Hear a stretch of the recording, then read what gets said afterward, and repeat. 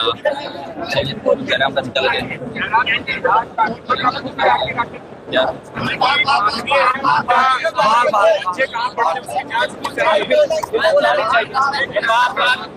आप भी 3 दिन से देख रहे सदन के पहले सामान की बात कर रहे हैं।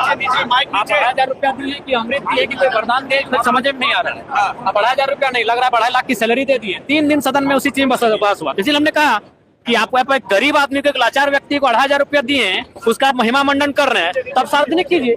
और सार्वजनिक नहीं, हमने कहा कि अगर सच में 2,500 रुपये सम्मान है तो बस की सुविधा हो। जितने भी विधायक है वो रांची अपने आवास आएंगे, आवास नहीं क्वार्टर मिले, उस क्वार्टर में रात को आएंगे और सुबह बस की सुविधा से माननीय विधानसभा में आएंगे। जब वो घर से आएंगे उनको टिकट मिले ट्रेन का फ्री में, वो ट्रेन अपने नजदीकी ट्रेन में बैठेंगे और वहां से बैठकर रांची आएंगे। रांची उनको क्वार्टर मिलेगा, क्वार्टर में माननीय बैठेंगे और सुबह को उनको बस की सुविधा हो और फिर वहां आएंगे।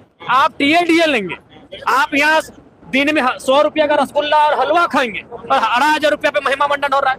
पूरा 3 दिन का सदन इसी पे बहस हो रहा है। जैसे आप झारखंड के 24 साल के झारखंड के लोगों को कोई वरदान दे दी 2,500 रुपया। तो आज इसीलिए हमने स्पष्ट कहा कि आपके बच्चे बाल में लगाएंगे बनफूल और गरीब के बच्चे लगाएंगे धूल और आप महिमा मंडन करेंगे।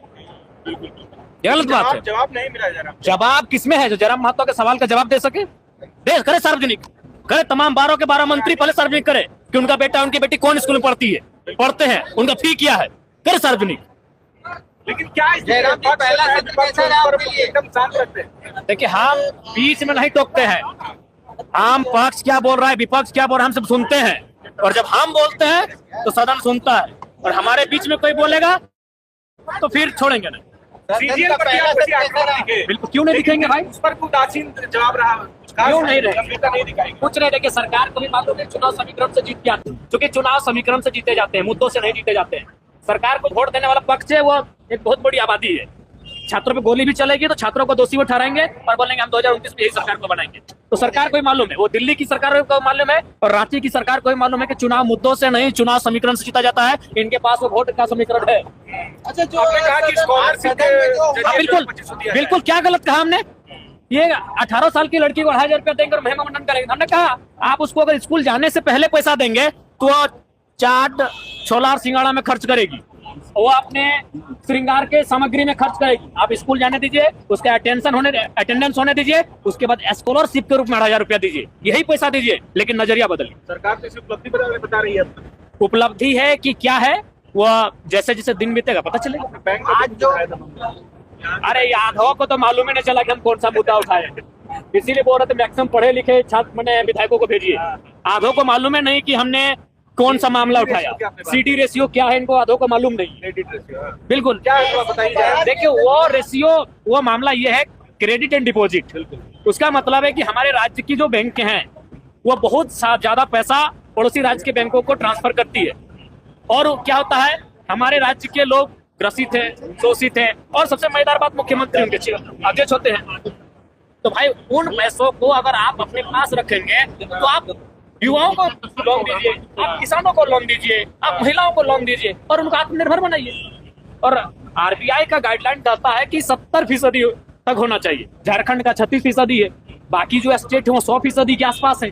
तो आप तुलनात्मक अध्ययन में देखिए कि आप कितने पीछे हैं इन विषयों में। जयराम जी, आपने जो बच्चों वाला सवाल उठाया उस पर उनको तकलीफ हुई होगी। आपने कहा कि जांच होनी चाहिए। बिल्कुल, क्या तकलीफ है? 81 ज्यादा कि 3.25 करोड़ ज्यादा? 81 के बच्चों पे हमने सवाल उठाया, आपकी हालत खराब हो गई। और 3.5 करोड़ के बच्चे कहाँ हैं? धूल में है, सिलेट के जगह प्लेट लेके खिचड़ी खा के पढ़ रहे हैं। 81 के बच्चे मैंने अमृत वाले हो गए और बाकी लोग क्या धूल में पलेंगे? बिल्कुल जांच होनी चाहिए, तभी सरकारी सिस्टम दुरुस्त होगा। नहीं तो कोई बजट का मायने नहीं है, कोई बजट का मायने नहीं। आप कितना भी अच्छा सुंदर बजट क्यों ना लाएं, वो भ्रष्टाचार की भेंट चढ़ जाएगा। पिछला बजट का आपने भी जिक्र किया कि यूज नहीं हो पाया, फिर बिल्कुल, जब प्रथम अनुपूरक बजट यूज हुआ ही नहीं तो फिर द्वितीय अनुपूरक बजट जो लेकर आप आए हैं ये केवल और केवल मंत्रियों की शान शौकत बढ़ाने के कार्य आएगा। जयराम जी, एक मामला। जयराम जी, आज जो सदन में हमारी जो बात बोली गई, मौका दिया जाए, देखते हैं। अभी शुरुआत हुआ है, कुछ दिन देख लिया जाए सरकार को। कैसा रहा जो आज, कैसा रहा आपका ये 4 दिनों में? ठीक ठाक रहा।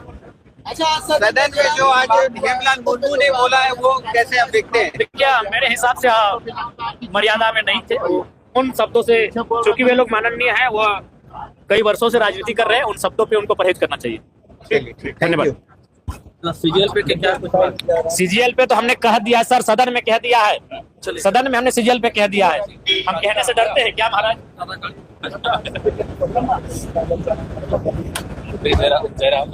जयराम तक निकल रहे हैं, देखिए जयराम तक देखिए निकल रहे हैं।